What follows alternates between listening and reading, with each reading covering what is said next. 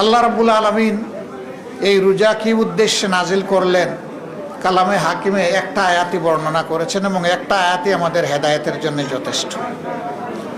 আল্লাহ তাআলা বর্ণনা করছেন, ও ঈমানদারগণ, আমি তোমাদের জন্য এই রোজা ফরজ করলাম, অবধারিত করে দিলাম, লিখে দিলাম, যেমন তোমাদের পূর্ববর্তীদের উপরে করেছিলাম।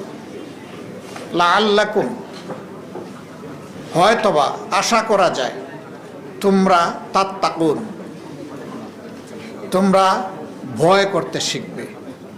এই ভয়টা কারে? এই ভয়টা যিনি আয়াত নাজিল করেছেন কেবলই তারে, অন্য কাউকে না, আল্লাহ সুবহানাহু ওয়া তাআলাকে।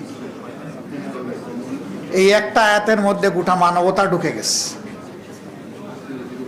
একজন মানুষ আল্লাহর দেওয়া বিবেক, বুদ্ধি, জ্ঞান, তার যোগ্যতা অনুযায়ী সে যদি শুধু চিন্তা করে